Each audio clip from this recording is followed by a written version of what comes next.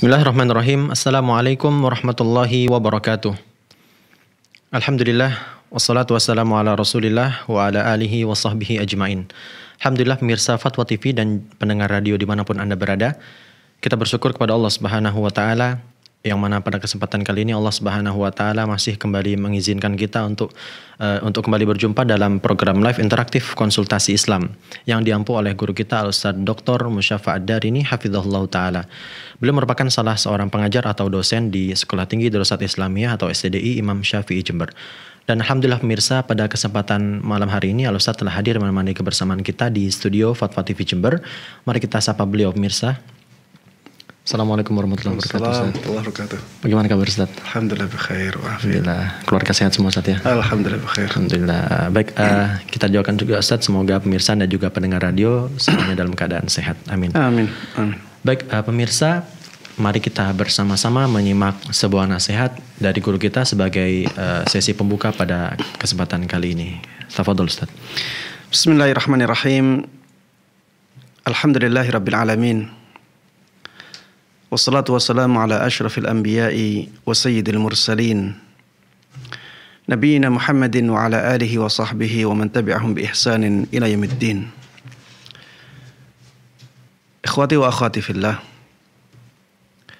a'azzani Allah wa iyyakum, khususnya para pemirsa Fatwa TV yang semoga dimuliakan dan dirahmati oleh Allah Subhanahu wa Ta'ala. Alhamdulillah, segala puji bagi Allah Subhanahu wa Ta'ala yang telah memberikan nikmat-nikmatnya kepada kita semuanya sehingga kita bisa kembali bertemu dalam kesempatan yang baik ini. Dan mudah-mudahan salawat dan salam selalu terlimpahkan kepada Nabi yang sangat kita cintai, Nabi Agung Muhammad sallallahu alaihi wasallam. Begitu pula kepada seluruh keluarga beliau, seluruh sahabat beliau, dan seluruh kaum muslimin yang mengikuti beliau dan para sahabatnya dengan baik hingga hari akhir nanti. Ikhwati wa akhwati fillah, saudara-saudariku, kaum muslimin dan kaum muslimat, a'azzani Allah wa iyyakum. Di dunia ini kita akan diuji oleh Allah Subhanahu wa Ta'ala dengan ujian-ujian yang banyak. Dengan ujian tersebut, Allah Subhanahu wa Ta'ala, dengan ujian tersebut nanti kita akan terbukti apakah iman kita benar-benar iman yang sesungguhnya ataukah tidak. Oleh karenanya, jangan heran apabila ada banyak ujian datang kepada kita. Memang kita di dunia untuk menghadapi ujian-ujian tersebut. Wala nabluwannakum bisyai'in minal khawfi wal ju'. Kami benar-benar akan menguji kalian dengan rasa takut, rasa lapar, wa naqsim minal amwali wal anfusi wath thamarat. Begitu pula dengan kurangnya harta, hilangnya nyawa, dan kurangnya buah-buahan atau hasil panen. Wa basyiris sabirin. Dan berikanlah kabar gembira kepada orang-orang yang bersabar. Maka jemaah sekalian rahimani rahimakumullah, ujian itu sebuah keniscayaan, sehingga kita tidak akan bisa lari darinya. Yang harusnya kita lakukan adalah bersabar. Dan tidak ada pilihan yang baik bagi orang yang diuji oleh Allah Subhanahu wa Ta'ala kecuali bersabar. Tidak ada pilihan yang baik bagi orang yang diuji oleh Allah Subhanahu wa Ta'ala kecuali bersabar dalam menghadapinya. Dan ketika ada ujian datang kepada kita, carilah sisi-sisi positif dari ujian tersebut. Jangan selalu kita melihat sisi negatifnya. Karena kalau kita selalu melihat sisi negatifnya, maka kita akan sulit menghadapi musibah tersebut dengan baik. Lihat sisi-sisi positifnya. Tidak mungkin Allah Subhanahu wa taala memberikan ujian kepada kita tanpa ada sisi positifnya. Karena Allah itu Maha Rahmat. Allah itu Maha Penyayang, Maha Pengasih. Kasih sayang Allah Subhanahu wa taala kepada hambanya itu lebih besar dan lebih kuat daripada kasih sayang seorang ibu kepada anaknya yang masih bayi. Sehingga tidak mungkin Allah Subhanahu wa taala memberikan ujian tanpa ada sisi positifnya. Makanya Allah Subhanahu wa taala mengingatkan kita dalam banyak ayat bahwa di balik musibah itu pasti ada kebaikan. Seperti misalnya firman Allah Subhanahu wa taala, "Kutiba 'alaikumul qitalu wa huwa khairul lakum wa 'asa an takrahu syai'a wa huwa khairul lakum."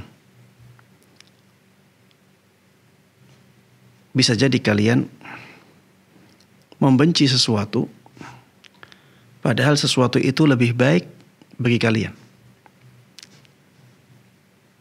Bisa jadi kalian membenci sesuatu padahal sesuatu itu lebih baik bagi kalian. Ini menunjukkan bahwa ujian yang diberikan oleh Allah Subhanahu wa taala kepada kita yang tidak kita sukai itu bisa mendatangkan kebaikan. Kemudian di ayat yang lain, fa'asa an takrahu syai'a wa yaj'alallahu fihi khairan katsira. Bisa jadi kalian membenci sesuatu padahal Allah Subhanahu wa taala menjadikan banyak kebaikan pada sesuatu tersebut. Ini menunjukkan bahwa ujian-ujian yang diberikan Allah Subhanahu wa taala kepada kita itu pasti ada sisi baiknya. Bahkan di ayat ini Allah Subhanahu wa taala mengatakan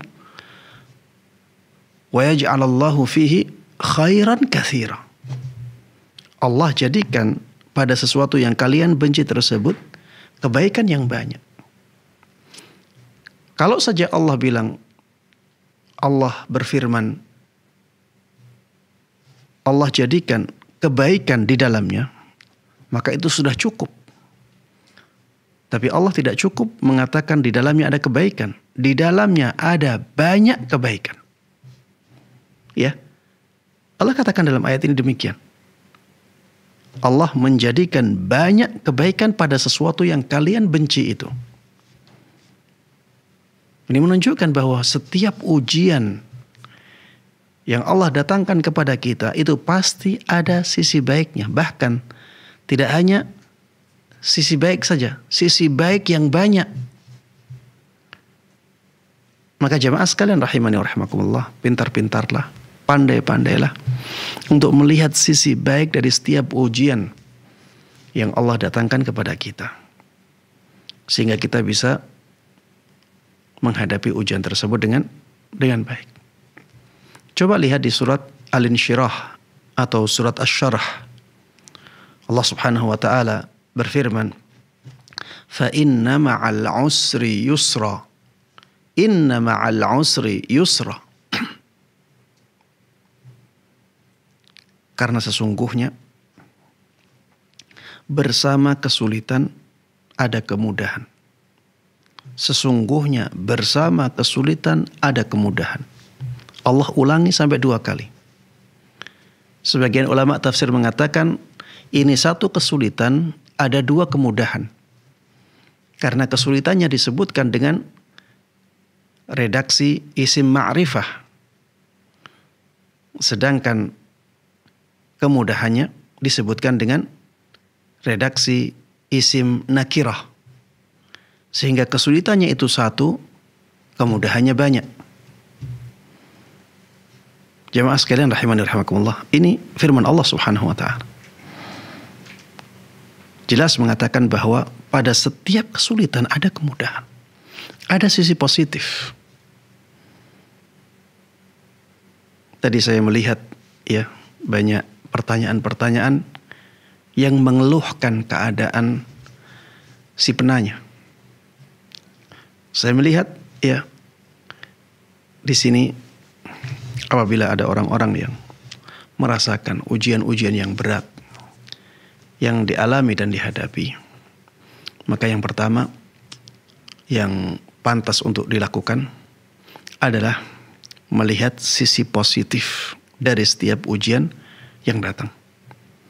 Dengan melihat sisi positif dari ujian yang datang, seseorang akan bisa lebih mudah bersabar menghadapi ujian tersebut dan bisa menyikapinya dengan baik sebagaimana diinginkan oleh Allah Subhanahu wa Ta'ala, yang dengan demikian keadaan seorang mukmin yang menakjubkan tersebut bisa terwujud pada orang yang beriman, sebagaimana disabdakan oleh Nabi kita Muhammad sallallahu alaihi wasallam, ajaban li amril mu'min, inna amrahu kullahu khair. Sungguh menakjubkan keadaan seorang mukmin, sesungguhnya semua keadaannya itu menjadi keadaan yang paling baik. In asabathu sarra syakar fakana khairan lah. Apabila dia mendapatkan kemudahan, dia bersyukur, dan itulah yang paling baik untuk dia. Wa in asabathu dharra sabar fakana khairan lah. Apabila kemudaratan atau sesuatu yang tidak baik menimpa dia, maka dia bersabar, dan itulah keadaan yang paling baik untuk dia.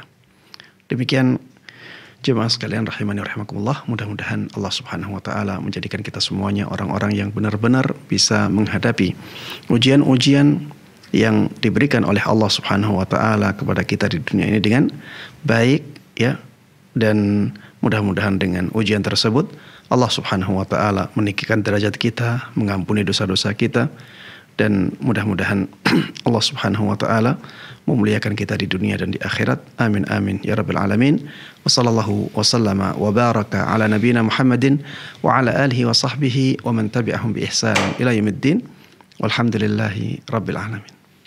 Baik, terima kasih atas nasihatnya Ustaz. Jazakumullah khairan wa barakallahu fikum Ustaz. Dan pemirsa, demikian nasihat dari guru kita Ustaz Dr. Musyaffa Ad-Darini hafizahullah ta'ala. Semoga Allah Subhanahu wa ta'ala memberikan kita taufik dan memudahkan kita untuk mengambil sisi-sisi positif dari musibah yang kita terima. Baik, pemirsa dan juga pendengar radio, live interaktif pada malam hari ini disiarkan pula melalui relay radio yang tergabung dalam Asosiasi Radio dan Televisi Islam Indonesia atau RTVC. Di antaranya adalah Radio Binbas Yogyakarta, kemudian Radio Sahabat Tegal, Radio MDFM Probolinggo, Radio Hang FM Batam, Radio Amuba Pangkal Pinang, Radio Sago FM Sumatera Barat, Radio Al-Hikmah Banyuwangi, Radio Gema FM Bontang, Radio Tuah FM Riau, dan Radio Mas FM Seragen. Dan kami membuka kesempatan bagi Anda pemirsa untuk bertanya secara langsung kepada Ustadz dengan menghubungi kami di 0331 544 6087, 0331 544 6087. Baik pemirsa, kita akan mulai membacakan pertanyaan yang sudah masuk ke meja redaksi Fatwa TV. Baik Ustadz, yang pertama dari Saudari Istiqomah di Jawa Barat Ustadz. Bismillah, assalamualaikum Ustadz. Bagaimana hukum berzikir, terutama saat zikir pagi, yang dilakukan sambil melakukan aktivitas lain seperti memasak, di mana hal ini dilakukan karena memang kesibukannya selain pekerjaan utama sebagai ibu rumah tangga, juga dia memiliki pekerjaan di luar rumah dengan urutan shift pagi. Apakah hal tersebut diperbolehkan Ustadz? Jazakumullah khairan atas jawabannya. Wa jazakum khairan. Ya, pertanyaan yang bagus ya, terutama bagi para ummahat atau kaum muslimah yang mempunyai banyak pekerjaan atau tugas di rumahnya. Pertanyaannya, apakah boleh membaca zikir pagi dengan disertai melakukan pekerjaan yang lainnya? Ya, jadi sambil nyapu berzikir, sambil masak berzikir. Apakah yang seperti ini diperbolehkan? Jawabannya, yang seperti itu diperbolehkan. Karena tidak ada syarat dalam syariat bahwa orang yang berzikir pagi itu harus duduk, harus tidak melakukan yang lainnya, harus di tempat sholat misalnya. Tidak ada syarat yang seperti itu. Yang penting kita menjalankan zikir pagi, kita membaca dengan baik zikir pagi. Apalagi ketika kesibukan sangat banyak, maka yang seperti ini tidak menjadi masalah, ya. Dan yang penting ya, yang penting kita bisa merutinkan zikir tersebut daripada tidak sama sekali, ya. Daripada tidak sama sekali, maka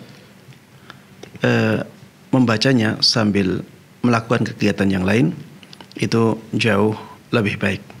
Dan ini juga bisa menjadikan seorang terbiasa untuk berzikir sambil melakukan kegiatan yang lainnya, dan ini sesuatu yang baik, ya. Seperti misalnya, walaupun tidak ada rutinitas untuk membaca zikir, ya misalnya zikir pagi, zikir sore, seorang muslimah ketika melakukan kegiatan di dapur, ya, melakukan kegiatan di rumah, misalnya nyetrika atau beresin rumah, sebaiknya menggerakkan lisannya untuk berzikir kepada Allah Subhanahu wa taala. Karena dengan seperti itu, ya, dia akan mendapatkan pahala yang jauh lebih besar, ya. Memang tugas dia di rumah itu mendatangkan pahala. Tapi kalau ditambah dengan membaca zikir dengan lisannya, maka pahalanya akan semakin besar. Dan zikir ini juga akan menjadikan tugasnya semakin ringan. Karena Allah Subhanahu wa taala ketika dia ingat, dia sebut, Allah Subhanahu wa taala akan mengingat dia, Allah juga akan menyebut dia. Dan itu akan menjadikan dia semakin mudah, ya, dalam menjalankan kebaikan, dalam menjalankan tugas. Karena apa? Karena Allah Subhanahu wa taala akan semakin kuat dalam pertolongannya kepada dia, ya. Demikian, Allah taala a'lam. Baik, terima kasih atas jawabannya Ustaz. Jazakumullah khairan. Demikian jawaban untuk saudari Istiqomah di Jawa Barat. Selanjutnya pemirsa, kita pertanyaan selanjutnya dari saudari Bella di Kota Banten. Baik pemirsa, sebelum kita melanjutkan pertanyaan, terlebih dahulu kita akan sambungkan line telepon yang telah masuk dari saudara Fatoni di Kota Jember. Kita akan sapa. Assalamualaikum Fatwa TV. Assalamualaikum. Waalaikumsalam. Baik, silakan pertanyaannya. Bolehkah kita mempercayai kalau ada sesuatu yang dapat menjadikan kita itu fakir, Ustadz? Baik, jelas Ustadz. Ya. Mungkin bisa diulang pertanyaannya. Bolehkah kita mempercayai kalau ada sesuatu yang dapat menjadikan kita itu fakir, Ustadz?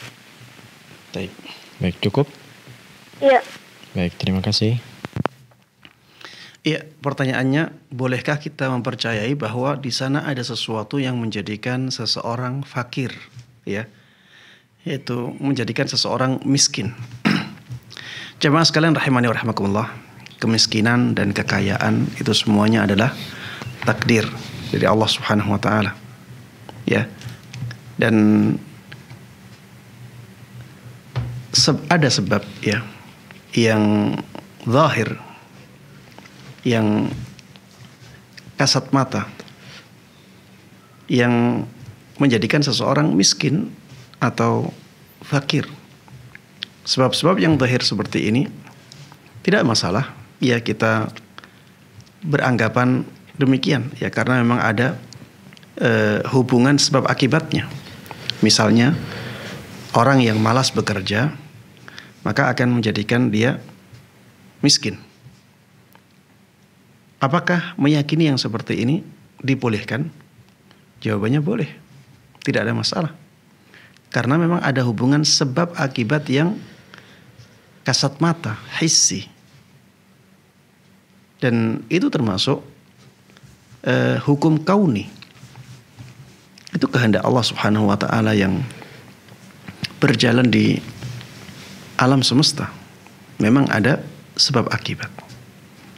Contohnya lagi misalnya orang yang sering menipu, sering berdusta, itu akan menjadikan dia susah dalam pekerjaannya, sehingga menjadikan dia miskin. Boleh tidak seperti itu meyakininya? Jawabannya boleh. Karena kalau dia banyak berdusta, dia sering menipu, orang-orang akan tidak percaya kepada dia. Sehingga orang-orang tidak punya keinginan untuk bekerja sama dengan dia, bekerja dengan dia. Orang-orang benci dengan dia. Akhirnya apa? Akhirnya menjadikan dia sulit untuk mendapatkan kesempatan pekerjaan. Dan ini akan menjadikan dia susah. Ini sebab-sebab yang hissi, ya, yang kasat mata. Meyakini yang seperti ini dibolehkan. Adapun meyakini sesuatu bisa menjadikan kefakiran, tapi tidak kasat mata dan tidak ada dalil syar'i, maka tidak dibolehkan. Karena itu keyakinan yang tanpa ada dasarnya. Dan Islam adalah agama yang menjunjung tinggi sisi ilmiah. Terbukti secara dalil atau tidak. Kalau tidak terbukti secara dalil dan juga tidak ada hubungan sebab akibatnya, maka kita tidak boleh meyakini yang seperti itu. Seperti misalnya, ya, ada sebagian kepercayaan kalau misalnya seseorang nyapu rumahnya di malam hari, maka itu akan menjadikan rizkinya susah. Nyapu rumah di malam hari, itu akan menjadikan rizkinya susah. Ya, kepercayaan seperti ini adalah kepercayaan yang tanpa dasar sama sekali. Apa hubungannya nyapu di malam hari dengan rezeki yang susah atau dengan kemiskinan? Tidak ada hubungannya. Di samping tidak ada hubungannya, juga tidak ada dalilnya. Syariat tidak pernah mengatakan seperti itu sama sekali. Syariat tidak pernah menjelaskan yang seperti itu sama sekali. Ya, maka yang seperti ini tidak boleh, ya, kita yakini. Karena tidak ada hubungan sebab akibat dan tidak ada landasan dalil syariatnya. Ya, demikian wallahu taala a'lam. Baik, terima kasih Ustaz jawabannya. Diberikan jawaban untuk saudari mungkin tadi Ustaz ya. Saudari Fatoni dari Jember. Baik, selanjutnya pemirsa kita telah terhubung dengan Bapak Ali dari Kota Medan. Kita akan sapa. Assalamualaikum Fatwa TV. Waalaikumsalam warahmatullahi wabarakatuh. Baik, silakan Pak Ali. Assalamualaikum warahmatullahi wabarakatuh Ustaz. Waalaikumsalam warahmatullahi wabarakatuh. Ini gini Ustaz. Ini masalah sakit. Kalau seseorang itu sakit, katakanlah sakitnya parah, itu apakah tergolong musibah atau cobaan Ustaz? Baik. Nah, jadi apa perbedaannya musibah itu dengan cobaan? Satu. Yang kedua Ustaz, saya pernah mendengar di waktu khutbah Jumat ada Ustaz mengatakan berselawat 160 kali setiap hari jika dirutinkan setiap harinya, katanya Ustaz, nanti kalau kita sudah mau meninggal datang katanya Nabi Muhammad untuk menolong kita. Apakah itu benar atau bagaimana Ustaz? Tolong Ustaz. Terima kasih. Baik. Assalamualaikum warahmatullahi wabarakatuh. Waalaikumsalam warahmatullahi wabarakatuh. Terima kasih atas pertanyaannya Bapak Ali dari Medan. Silakan Ustaz. Ya. Pertanyaan yang pertama tentang perbedaan antara cobaan dan musibah. Taib, jamaah sekalian rahimani wa rahimakumullah. Cobaan, ya, itu semua yang kita hadapi di dunia ini sebenarnya adalah cobaan, ya. Di sana ada cobaan dengan musibah, di sana ada cobaan dengan kenikmatan. Kenikmatan itu cobaan. kenikmatan itu cobaan. Dan musibah itu juga cobaan. Kenikmatan kita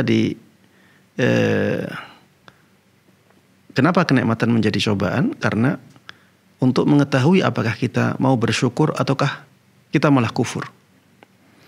Kenapa musibah itu cobaan? Ya, karena untuk mengetahui apakah kita akan bersabar ataukah tidak demikian. Sehingga ya antara kenikmatan dan musibah itu dua-duanya sama-sama cobaan. Ya, sama-sama ujian. Baik, mungkin yang dimaksud dalam pertanyaan adalah ini apakah musibah, ini hukuman ataukah ini ujian? Misalnya sakit ya. Sakit itu sebenarnya hukuman ataukah ujian? Jamaah sekalian rahimani wa rahimakumullah. Sakit bisa menjadi musibah, bisa juga menjadi ujian. Bagaimana kita mengetahuinya? Cara mengetahuinya adalah dengan mengetahui apa sebab sakitnya dan keadaan orang yang sakit itu. Kalau misalnya sebabnya adalah kemaksiatan atau keadaan orang yang sakit tersebut adalah orang yang tidak baik, ya, orang buruk, maka sakit tersebut bisa kita kategorikan sebagai musibah. Karena dia melakukan kemaksiatan akhirnya sakit seperti itu. Saya misalkan seperti misalnya ketika ada orang dia terus berzina, akhirnya ditimpakanlah kepada dia penyakit aid. Maka penyakit aid pada orang yang seperti ini namanya apa? Hukuman. Karena itu datang karena kemaksiatan. Atau misalnya orang yang setiap harinya melakukan riba atau bantu-membantu dalam riba, pekerjaannya di bank ribawi, atau pekerjaannya selalu berhubungan dengan pamer aurat, atau pekerjaannya selalu berhubungan dengan alat-alat musik yang diharamkan oleh Allah Subhanahu wa taala. Kemudian ada kecelakaan yang menimpa dia. Atau anaknya melakukan hal-hal yang menjadikan dia masuk penjara. Ya, anaknya di penjara misalnya. Keadaan-keadaan seperti ini menjadikan kita faham bahwa itu adalah hukuman dari Allah Subhanahu wa taala. Karena musibah tersebut datangnya dari kemaksiatan, dari keadaan yang tidak baik. Tapi kalau misalnya penyakit tersebut atau sakit itu bukan karena jauhnya dia dari Allah Subhanahu wa taala, atau bahkan karena dia melakukan ketaatan kepada Allah Subhanahu wa taala. Ya, misalnya ada orang dia setiap hari memang pergi ke masjid. Setiap hari pergi ke masjid. Dan dia akhlaknya kepada orang baik. Kebanyakan orang suka sama dia. Kesehariannya juga baik. Dia seorang dai misalnya. Pergi ke masjid subuh-subuh, tiba-tiba ada orang yang bacok dari belakang. Kita katakan ini adalah ujian untuk meninggikan derajat orang tersebut di sisi Allah Subhanahu wa taala. Kenapa? Karena musibah ini datang bukan karena keadaan yang buruk, bukan karena kesalahan dia kepada Allah Subhanahu wa taala, tapi karena keadaan dia yang baik. Ya, seperti musibah-musibah yang terjadi pada Rasulullah sallallahu alaihi wasallam. Betapa banyak musibah-musibah yang menimpa Rasulullah sallallahu alaihi wasallam. Tapi itu bukan karena kesalahan beliau, tapi karena ketaatan beliau di sisi Allah Subhanahu wa taala. Ya, maka ini namanya ujian. Ya, itu bukan hukuman. Baik, pertanyaan yang kedua tentang apa tadi? Bersalawat 160 kali, Ustaz. Bersalawat 160 kali sehari. Kemudian itu akan menjadikan orang sebelum meninggal didatangi oleh Nabi Sallallahu Alaihi Wasallam, ya, dan Nabi menyelamatkan dia ketika itu, mungkin menjadikan dia husnul khatimah. Kepercayaan seperti ini, jemaah sekalian rahimani wa rahimakumullah, adalah kepercayaan yang tidak berdasar sama sekali. Tidak ada dalil yang menunjukkan hal tersebut. Coba tanya orang yang mengatakan kata-kata itu, mana dalilnya? Karena kepercayaan kalau tidak didasari dengan dalil yang sahih, itu jadinya kepercayaan yang salah, kepercayaan yang menyimpang. Dan jamaah sekalian rahimani wa rahimakumullah, membaca salawat 160 kali, ya, karena keyakinan terhadap keutamaannya, ini termasuk dalam kategori bid'ah. Ini masuk dalam kategori bid'ah. Lebih baik kita membaca salawat sebanyak mungkin. Ya, kita membaca salawat sebanyak mungkin, dan di sana ada keutamaan yang luar biasa yang datang dari hadis yang sahih. Ya, seperti misalnya orang yang salawat sekali saja untuk Rasulullah Sallallahu Alaihi Wasallam, maka Allah Subhanahu Wa Taala akan bersalawat kepada dia hingga 10 kali. Ini sesuatu yang sangat luar biasa. Lebih luar biasa daripada datangnya Nabi kita Muhammad Sallallahu Alaihi Wasallam sebelum kita wafat. Dan jamaah sekalian rahimani wa rahimakumullah, cobalah kita berpikir dengan apa yang disampaikan itu. Masa Rasulullah Sallallahu Alaihi Wasallam mendatangi orang ini? Ya, ini merendahkan Rasulullah Sallallahu Alaihi Wasallam. Apakah Rasulullah Sallallahu Alaihi Wasallam bisa seperti itu, ya, bisa serendah itu? Jangan sampai kita meyakini yang seperti ini. Ini seperti orang yang meyakini kalau ada majelis sholawatan Rasulullah datang ke majelis itu. Ya, ini sesuatu yang benar-benar tidak menghormati Rasulullah Sallallahu Alaihi Wasallam. Kalau kita mengaku cinta kepada Rasulullah Sallallahu Alaihi Wasallam, harusnya kita benar-benar menghormati Rasulullah Sallallahu Alaihi Wasallam.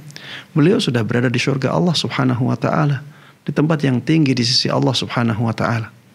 Kalau Rasulullah Sallallahu Alaihi Wasallam harus menghadiri majelis-majelis, ya, harus mendatangi orang-orang yang akan meninggal yang membaca amalan-amalan yang seperti ini, maka seakan-akan itu malah merendahkan Rasulullah Sallallahu Alaihi Wasallam. Dan yang jelas, ya, tidak ada dalil yang sahih yang menjelaskan hal itu, sehingga amalan yang seperti itu tidak boleh dilakukan. Ya, lebih baik membaca sholawat sebanyak mungkin.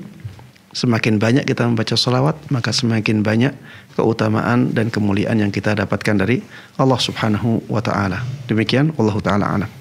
Baik, terima kasih atas jawabannya Ustaz. Jazakumullah khairan. Demikian jawaban untuk Bapak Ali dari Medan, semoga bermanfaat. Baik, selanjutnya pemirsa, kita telah terhubung dengan penanya dari Bogor.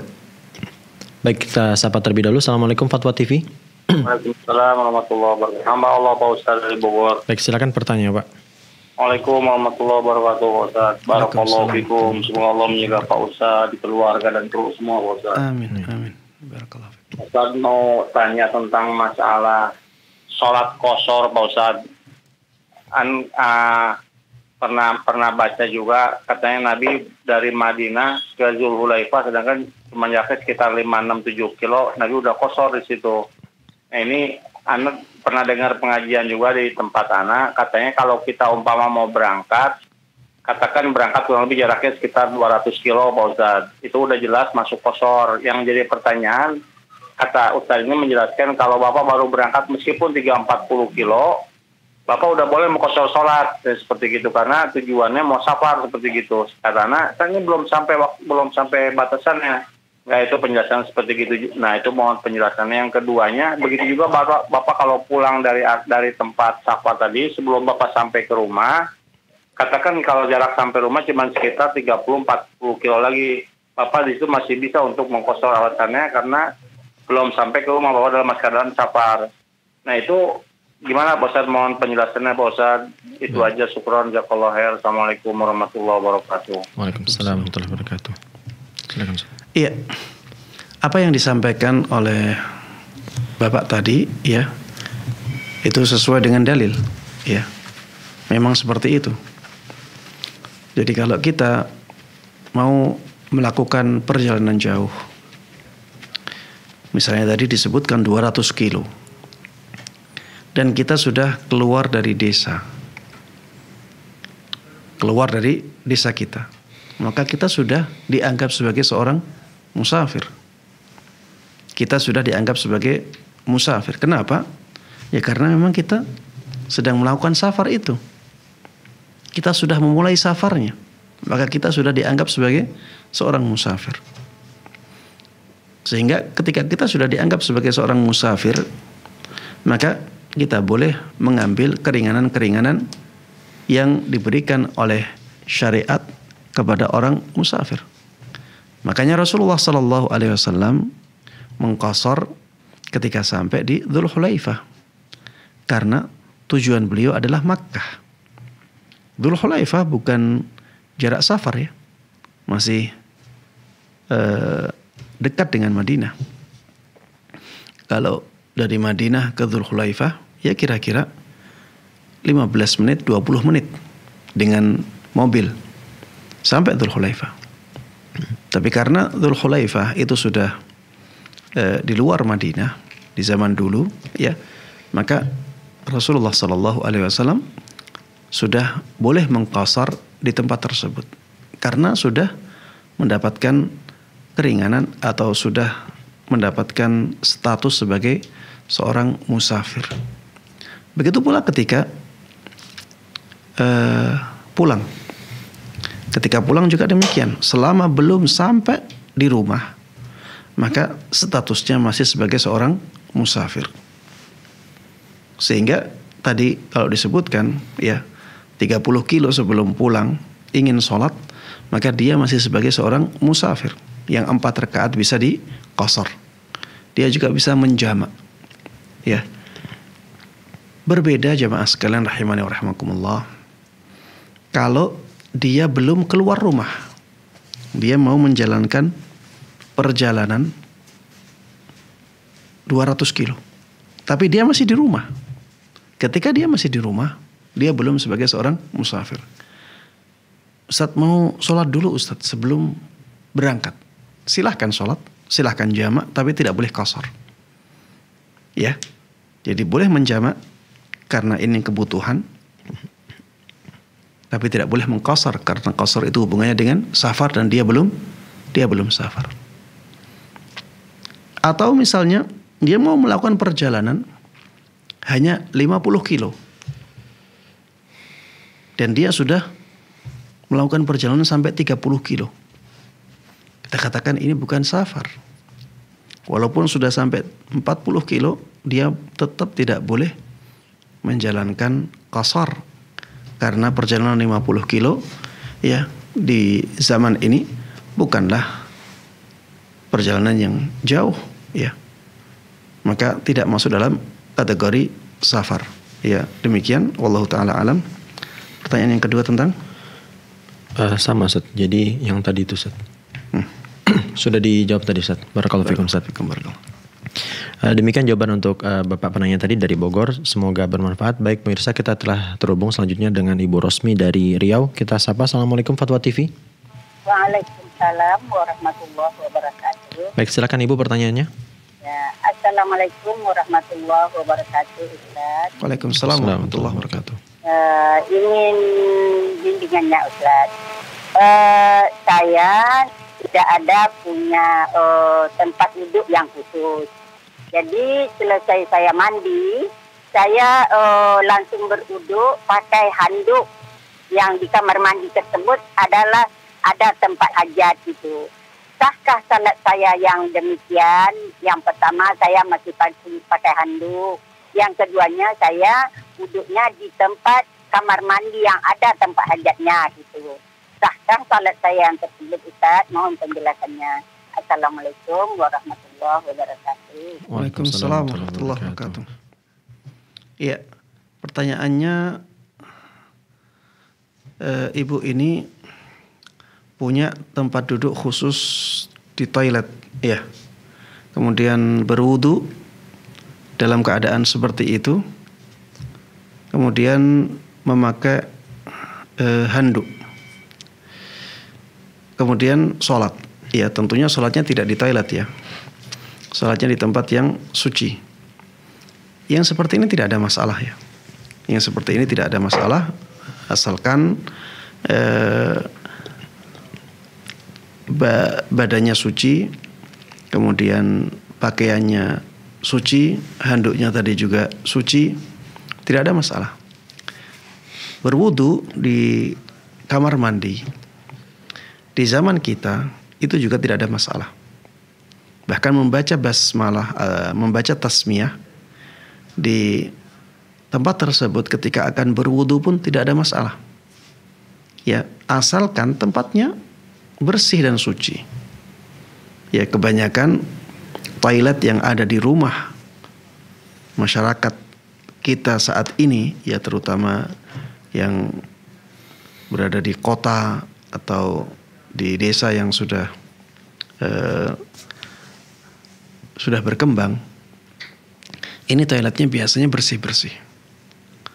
Setelah buang air kecil langsung disiram. Setelah buang air besar langsung disiram. Sehingga keadaannya bersih kembali. Di toilet-toilet yang seperti ini, dan ini fatwa dari banyak ulama di zaman kita, di antaranya Syekh Shalih Fauzan berfatwa demikian. Di tempat-tempat yang seperti ini membaca tasmiyah pun, baca bismillah sebelum berwudu di tempat itu tidak makruh. Ya. Karena tempatnya suci. Sehingga tidak ada masalah sama sekali pada kasus yang ditanyakan oleh Ibu Rosmi tadi. Dan sholatnya insya Allah sah ya. Wallahu ta'ala a'lam. Baik, terima kasih Ustaz. Barakallahu fikum atas pertanyaan. Jazakumullah khairan. Demikian jawaban untuk Ibu Rosmi dari Riau. Semoga bermanfaat Ibu ya. Baik, selanjutnya kita telah terhubung dengan Bapak Hertogar dari Sumatera Barat. Kita akan sapa. Assalamualaikum Fatwa TV. Waalaikumsalam. Ya, halo Pak. Silakan pertanyaan Pak. Nah, ini masalah tentang hadis bunuh diri Pak. Iya. Di sini ada diterangkan ada seseorang yang terluka kemudian yang memotong tangannya. Lalu orang tersebut mati. Lalu Allah berfirman di dalam hadis tersebut, hambaku telah mendahulinya dengan nyawanya. Telah mendahuliku dengan nyawanya. Maka aku haramkan baginya sorga. Ini hadis yang pertama. Kemudian yang kedua, di potongan hadis Sahih Bukhari juga, barang siapa yang membunuh dirinya dengan sebuah besi atau pisau, maka ia kelak di neraka jahanam akan menikamkan besi tersebut ke perutnya dan ia kekal selama-lamanya di dalam neraka. Jadi yang akan ditanyakan di sini, apakah haramnya baginya surga tersebut, ia tidak akan pernah lagi masuk ke surga. Kemudian kekal di dalam neraka tersebut, apakah ia tidak akan keluar dari neraka itu dan ia kekal selama-lamanya di dalam neraka. Nah, contohnya seorang mukmin yang bunuh diri, apakah orang mukmin ini bisa batal keimanannya atau ia tidak keluar dari neraka? Ini yang akan ditanyakan Pak, dan terima kasih. Assalamualaikum warahmatullahi wabarakatuh. Waalaikumsalam warahmatullahi wabarakatuh. Baik, terima kasih kepada Bapak Hertogar atas partisipasinya. Silakan Ustaz. Iya, Masya Allah, pertanyaan yang bagus ya. Apakah bunuh diri menjadikan seseorang diharamkan dari surga selama-lamanya? Apakah bunuh diri akan menjadikan seseorang kekal di dalam neraka selama-lamanya? Jawabannya jamaah sekalian rahimani wa rahimakumullah, bunuh diri adalah dosa besar. Bunuh diri adalah dosa besar. Tapi jamaah sekalian rahimani wa rahimakumullah, para ulama mengatakan bahwa dosa bunuh diri ini tidak mengeluarkan seseorang dari keislamannya. Saya ulangi, para ulama Ahlus Sunnah wal Jamaah mengatakan bahwa dosa bunuh diri tidak mengeluarkan seseorang dari keislamannya. Sehingga selama masih ada keimanan dan keislaman yang diperhitungkan, yang ditetapkan, maka seseorang tidak akan kekal selama-lamanya di neraka. Pasti pada saatnya nanti dia akan dimasukkan ke dalam surga Allah Subhanahu wa ta'ala. Lalu bagaimana menjawab dua hadis tadi? Yang satu dikatakan dia diharamkan dari surga Allah Subhanahu wa ta'ala. Yang satu dikatakan dia selama-lamanya, ya kekal selama-lamanya di neraka. Jamaah sekalian rahimani wa rahimakumullah, tentang masalah hadis yang mengatakan bahwa dia diharamkan dari surga, maka para ulama mengatakan bahwa pengharaman dari surga ini ada dua jenis. Ada tahrim ta'bid, ya. Ada tahrim ta'mid, ya. Yang satu pakai ba, yang satu pakai mim, ya. Ada tahrim ta'bid, ada tahrim ta'mid. Tahrim ta'bid adalah pengharaman untuk selama-lamanya. Dan ini berlaku bagi orang-orang kafir, orang-orang yang di luar Islam. Ini mereka akan berada di neraka selama-lamanya. Itu tahrim ta'bid. Sedangkan tahrim ta'mid adalah pengharaman seseorang terhadap surga Allah Subhanahu wa taala. Dia diharamkan dari surga Allah, tapi pada masa tertentu. Ada amatnya, ya, ada jaraknya, ada waktunya, ada temponya. Dan hadis tentang bunuh diri, ya, itu tahrimnya tahrim ta'mid. Jadi diharamkan dari neraka tapi tidak untuk diharamkan dari surga tapi tidak untuk selama-lamanya. Pada saatnya dia akan dimasukkan ke dalam surga Allah Subhanahu wa taala. Kemudian tadi yang bagaimana dengan hadis yang dia akan disiksa seperti itu? Disebutkan di dalam hadis abada. Abada itu kalau diterjemahkan dalam bahasa Indonesia itu selama-lamanya. Jamaah sekalian rahimani wa rahimakumullah.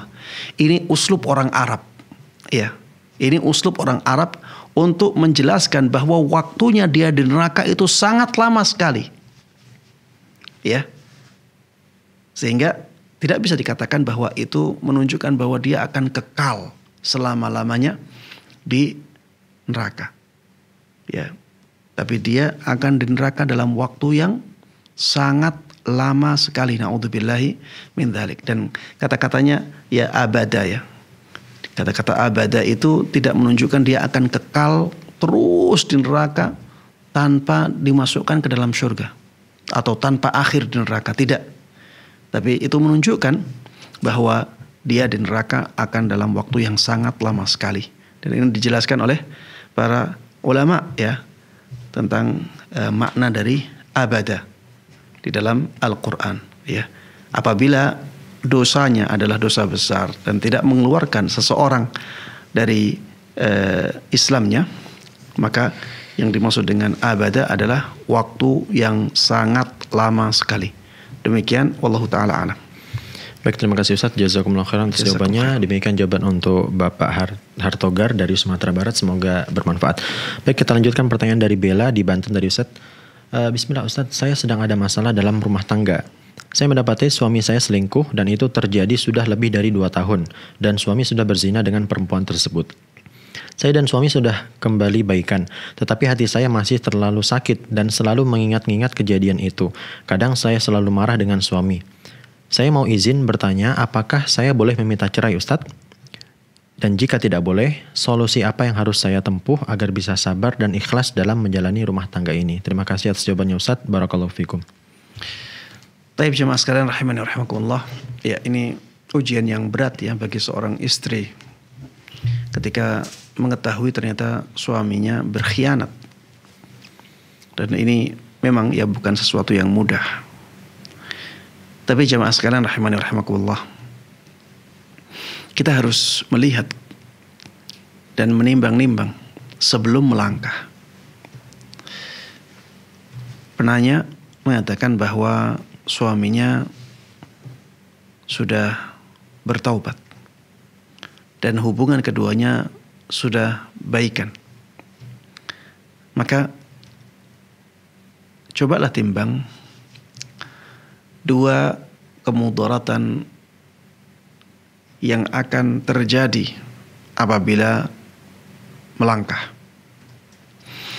Kalau mempertahankan pernikahan, maka yang terjadi adalah adanya sakit hati. Sakit hati yang sangat mendalam. Kalau pernikahan disudahi, maka yang terjadi adalah masalah kehidupan yang lebih besar.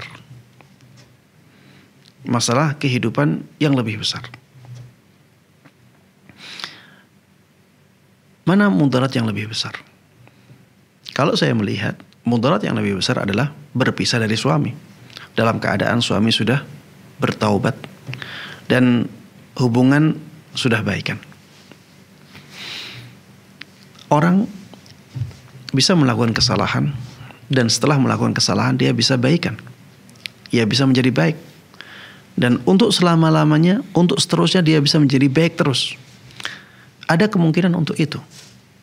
Makanya di sana ada istilahnya taubatan nasuha, taubat yang sesungguhnya. Ada orang yang asalnya banyak membunuh orang. Kemudian akhirnya menjadi baik. Dan setelah itu tidak membunuh sama sekali. Semakin baik sampai akhir hidupnya. Meninggal dalam keadaan husnul khatimah. Ada orang yang asalnya jadi berandal. Suka jambret. Suka merampok, suka mencuri. Setelah itu akhirnya bertaubat kepada Allah Subhanahu wa taala dengan taubatan nasuha sampai akhir hidupnya dia menjadi baik. Dan si suami ini yang pernah melakukan pengkhianatan terhadap istrinya dengan melakukan perzinaan, itu juga bisa masuk dalam keadaan orang-orang yang seperti ini. Dia bertaubat kepada Allah Subhanahu wa taala dengan taubatan nasuha dan seterusnya demikian sampai akhir hayatnya, dan itulah yang diharapkan. Maka sebagai seorang istri, apabila sudah mendapati suaminya bertaubat, sudah berusaha untuk menjadi baik, ya, maka jangan diungkit-ungkit masa lalunya. Jangan diungkit-ungkit masa lalunya. Keadaan yang baik ini pupuklah dengan kebaikan-kebaikan yang lainnya, sehingga kebaikan itu semakin subur, tumbuh di hatinya. Jangan sampai malah kita merusak kebaikan tersebut. Dan bisa jadi suaminya akan menjadi buruk lagi. Na'udzubillahi min dzalik. Jangan sampai demikian. Adapun sakit hati, ya wajar. Orang dikhianati sakit hati itu wajar. Tapi jangan sampai sakit hati tersebut berlarut-larut sehingga merusak masa depan suami istri. Jangan sampai demikian. Bagaimana kita menghilangkan sakit hati tersebut? Cobalah berpikir bahwa itu merupakan takdir Allah Subhanahu wa ta'ala yang tidak bisa dihindari oleh seorang suami. Karena sekarang sudah terjadi. Itu adalah takdir Allah, kita tahu itu takdir Allah Subhanahu wa ta'ala. Suami tidak akan bisa menghindarinya. Berpikirlah seperti itu. Karena dengan demikian kita akan bisa lebih memaklumi keadaan seorang suami yang demikian. Kemudian berpikirlah ya bahwa kita juga banyak melakukan kesalahan. Kita juga banyak melakukan kesalahan. Apakah ketika kita melakukan kesalahan, kita senang apabila kesalahan kita diungkit-ungkit terus? Apakah kita senang apabila orang yang kita zalimi misalnya, pernah kita menzalimi orang, apakah kita senang orang yang kita zalimi sakit hati terus? Tentu kita tidak suka. Maka terhadap orang yang paling dekat dengan kita yaitu suami, harusnya juga demikian. Jangan ungkit-ungkit kesalahannya terus. Lupakan kesalahan itu. Dan hilangkan sakit hati yang ada di hati kita. Jadikan itu sebagai ladang pahala bagi kita, memaafkan dia. Wal ya'fu wal yasfahu ala tuhibbuna ayyaghfirallahu lakum. Wal ya'fu artinya maafkanlah. Wal yasfahu artinya lupakanlah. Maksudnya lupakan kesalahan dia. Ala tuhibbuna ayyaghfirallahu lakum. Bukankah kalian ingin diampuni oleh Allah Subhanahu wa taala? Jadikan ini sebagai sesuatu yang bisa mendatangkan ampunan yang besar dari Allah Subhanahu wa ta'ala. Maafkan dia karena Allah. Maafkan suami Anda karena Allah Subhanahu wa ta'ala.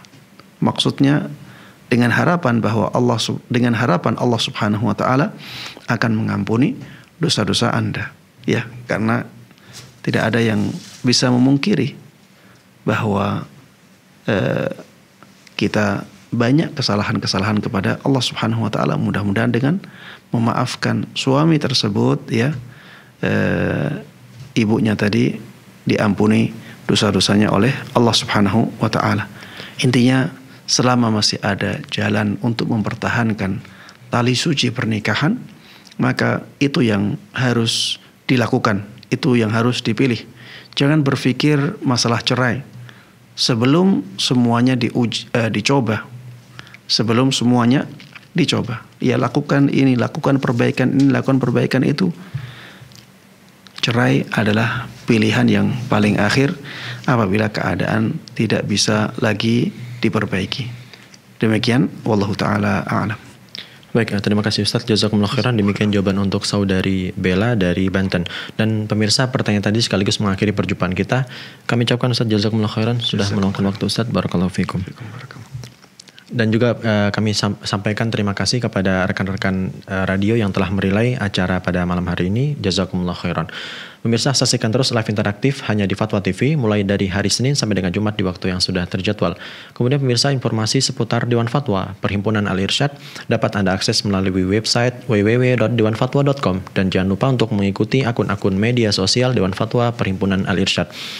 Pemirsa, itulah tadi live interaktif konsultasi Islam bersama Ustaz Dr. Musyaffa Ad-Darini hafizallahu taala. Kami mohon pamit undur diri. Wassalamualaikum warahmatullahi wabarakatuh. Waalaikumsalam.